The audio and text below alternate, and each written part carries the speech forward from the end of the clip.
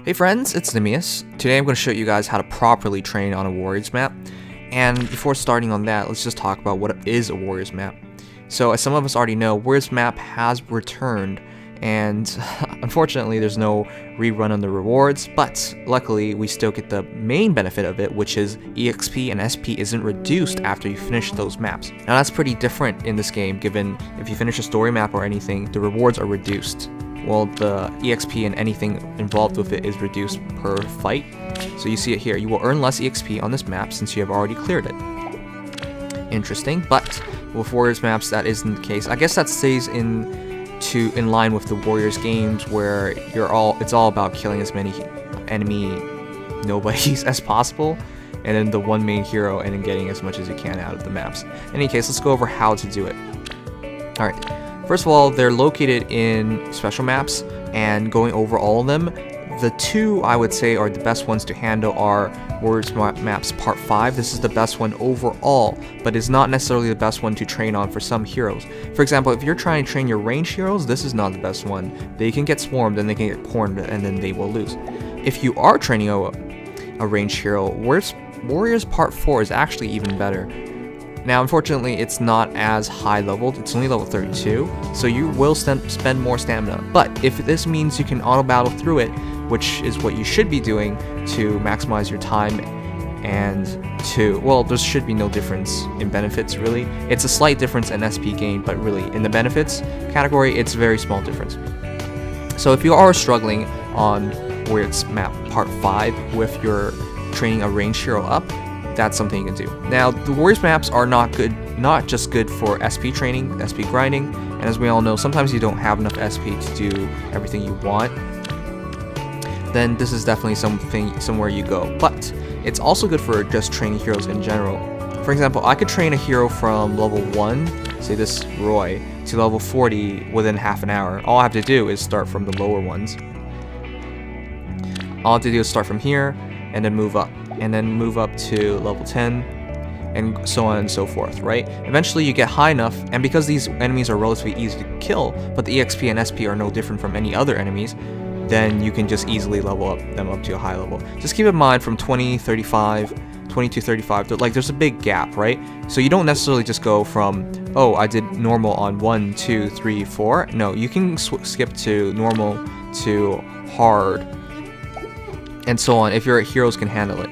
The only thing you gotta know is you don't have to do Lunatic. Anyways, the real SP grinding part now, how to best SP grind. And first of all, you gotta change it in your settings. You have combat animations and support animations. Don't bother with all those things, they slow you down. Turn those off. And then you go to map animations, auto no animations. You turn all these on. What this does is turns off all the damage displaying things, and it fast forwards. Also continuous auto on, but I don't think it does anything. And auto back, battle text, auto advance. You gotta do those things or it will slow itself down whenever a hero levels up or something like that. Anyways, let's start. So here's one tip I have for people. Sometimes you think your team doesn't work, in reality it does, but it just takes some work. Let me show you. We'll do hard right now on part 5. And this is generally how I auto train. Oh, you can turn off these screens too, but I kind of like them. Anyways, so this is how I auto train. I just go here, auto battle, and then I just wait. So here's something interesting you guys are going to see, and it's not necessarily a bad thing, and doesn't necessarily mean the team you're using doesn't work, or like you shouldn't use this hero at that moment. Alright, as you saw, Sanaki died, but I know Sanaki dies there, and how can I stop her from dying without actually putting myself and like doing things automatically, well, not doing things automatically and doing things myself. So I'll show you right at the end of this. And generally this is how it goes. All you have to do is, for me, I play on a tablet and I just leave this tablet on my stand in front of my computer. So I'm just like doing other things. And as soon as this battle is over, I go back to it and then I start a new battle, and that's how I spend my SP. And of course, as you guys just saw, this is not just for SP, it's also for hero merit feathers. So after each battle, if all your heroes survive, you should necessarily get like 12, 15 feathers worth of hero merit. So basically these. And you want to use this to max out as many heroes as you can. If you're like me and you play this game fairly often, you've probably ran out of things to do. I only have literally 1 chain challenge left in chapter 7 and 8. Everything else is done on every level of difficulty, so forth and so on. Same with story, same with paralogs, just well, everything is done. So what do you spend on your SP? Oh, except for this one. Haha, that's the last one I'm missing. But yeah, what else do you spend on your SP on except for Warriors maps? And it's a great way of SP grinding. Even if you don't need SP anymore, it's a good way of getting hero merit feathers. Anyways, as we saw earlier, Sonic died. Alright, if Sonic dies, does that mean I can't use Sonic in this map and I should downgrade to Warriors Part 4? No, actually it doesn't. What happens most of the time is because of the order of heroes. I have Sonic on slot 2, that they get killed. So what if I switch Sonic to slot 1? Just for example. And I ran that battle again. Well, you guys probably know the results of this. Now, because what happened the first time that I got Sonic killed was because of her slot. She was closer to the enemy and she was ranged. So she was moving here first, ahead of everybody else.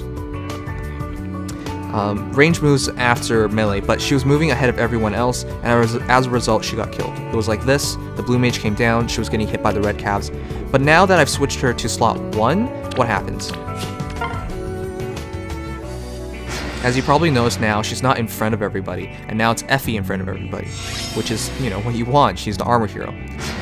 She pushes forward, but that's fine, because she's no longer getting hit by everybody. There's actually a better slot for Sonic, and it's actually slot 4, but it's not necessarily the same case for every hero. Any case, now that I've switched the order of the heroes for the team, it's now fine. She's not going to get killed anymore. And this also affects the amount of SP you get. It doesn't take a genius to recognize that Effie is going to get the most SP out of everybody here because she was the one in forward and getting hit by all the melee heroes. But you know, if you want to change, for example, if I wanted Tiki to get more SP, I would switch her into the FE slot. In any case, just pay attention to your heroes and in which slots, and if you auto battle, and say your ranged hero or whatever hero dies, just try switching them around. In general, I would say this works all the way into 4 stars, but it gets difficult with 4 stars. 4 stars actually might die a lot more easier.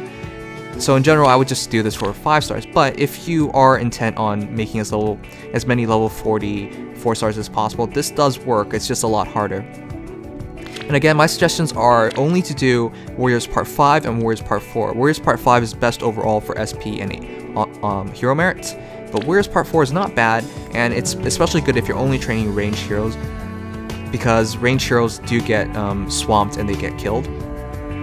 Like if there wasn't so many ranged heroes here, they could actually corner, say, Sonic, and then she wouldn't be able to attack back and she would eventually die, or it just turns into a draw, in which case you have to forfeit and you've lost, and it takes so much more time like that too.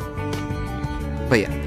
Oh, and one more advice is that if you're only intent on training one hero, what I normally do is this. Say if I'm only training Sonic, I put Sonic in slot A, and then I just fill it up with healers.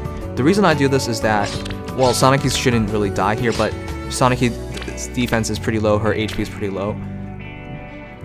She could die. So what I do is surround her with healers, and then she should generally live. This doesn't work on every map. Part 5 especially, this would not work, but on Part 4, she would survive. And if you don't do this, and you have only have one healer or something like that, she could die. There's a slim chance of it, but she could die.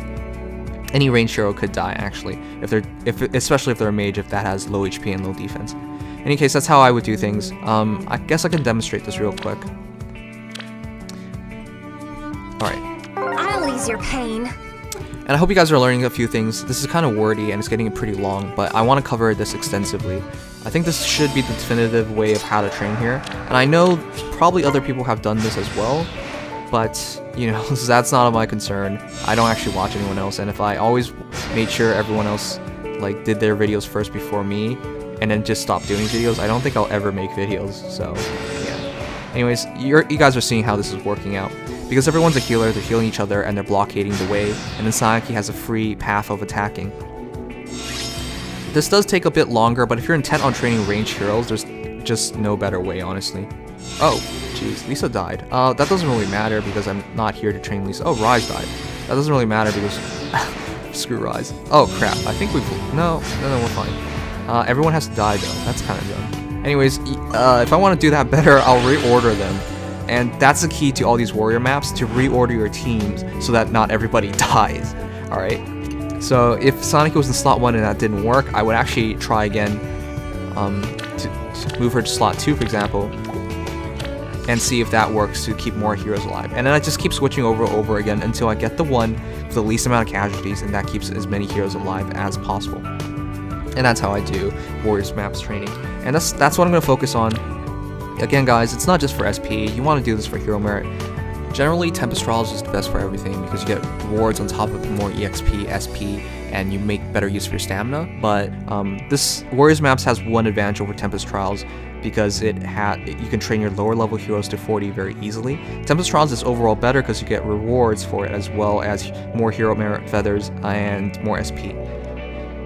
It's actually comparable in SP, but and it changes based on Tempest Trials. But you know, you guys get the point. In any case, I'm gonna use this as much as possible in the next few weeks. Actually, how long is it for? It's available for 30 days. Oh boy, next month then. And I'm gonna try and max as many of these heroes out as possible. If you have nothing else to do with your stamina, this is the best thing to do it with. And you know, it's pretty fast and there's very little risk, and you don't have to spend your personal time doing it, which is the best thing of all. Anyways, guys, this was Nimious. I hope you guys learned a few things. If you did, leave a like, subscribe if you haven't already, and yeah, hope you guys all have a great day, and until next time, bye bye.